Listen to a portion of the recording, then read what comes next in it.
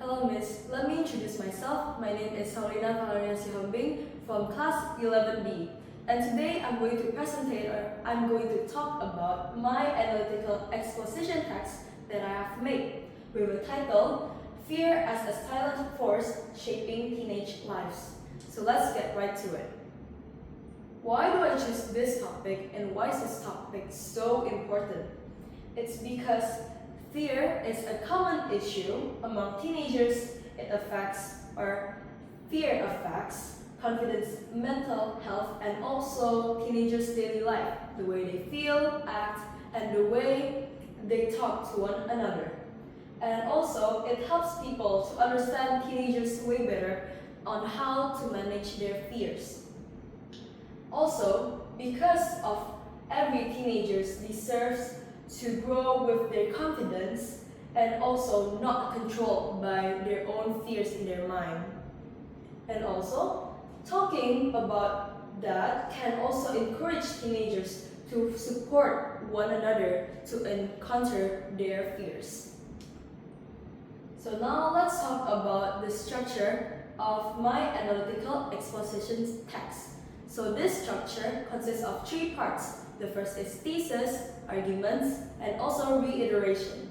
So my thesis here is introducing the topic and presenting the main idea of my topic, which is a silent force shaping teenage lives. And my arguments consist of 3 main ideas. And in here, I explain the reason why is this issue really important to us. And lastly, my reiteration is where I restate again my main idea and giving my last or my final message towards this topic. So let's go to my first structure, which is my thesis. In this thesis is where I explain my main idea or my main topic. Is where teenage life is often seen as a time full of growth, fun, and also full of self-discovery.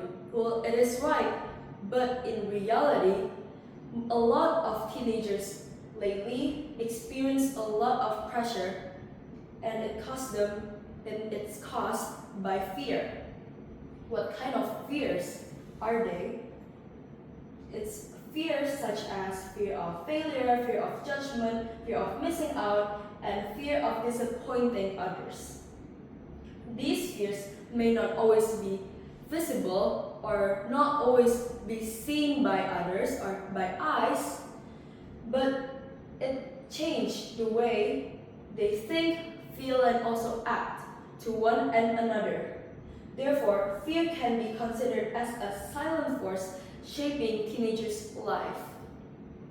Let's move on to my first argument, which is fear as a failure and judgment affects how teenagers and how they see about themselves. Firstly, this fear of failure and judgment greatly influence how teenagers see themselves.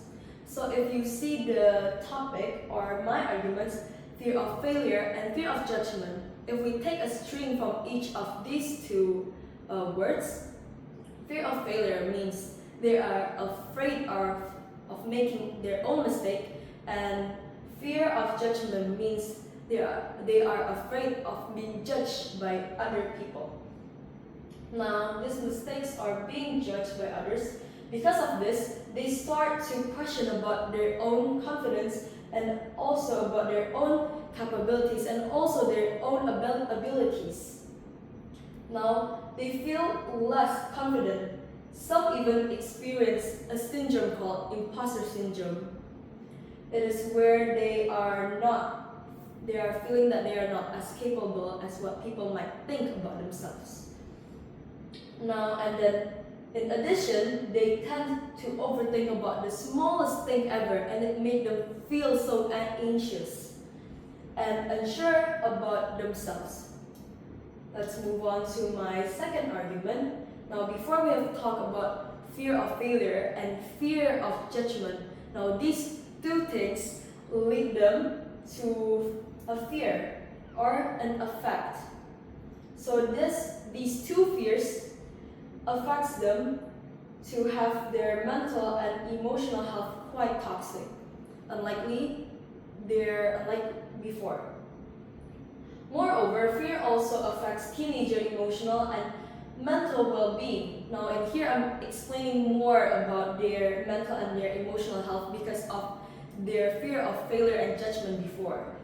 Fear of disappointing parents, teachers, and also their friends can make them feel overwhelmed about their situation that they're having right now. Teenagers often feel like they always have to meet their expectation or people expectations towards them. It's because of this imposter syndrome they have before. Now, even when it is too much for them, as a result, they develop something called self-doubt and depending on people approval about themselves. And besides of that, they're also depending on people validation from others instead of believing about what they can do or about their own individuals. They look for people approval to make them feel worthy. Lastly is the third arguments that I have, which is the fourth paragraph of the text. Now, furthermore, these arguments talk about the influences behavior in daily life. Now, before I've explained the the fears of failure and judgment, and then the mental and emotional health. Now, because of these two things, it affects or influences their behavior in daily life. These fears also influences teenagers' behavior in daily life, like what I've said before.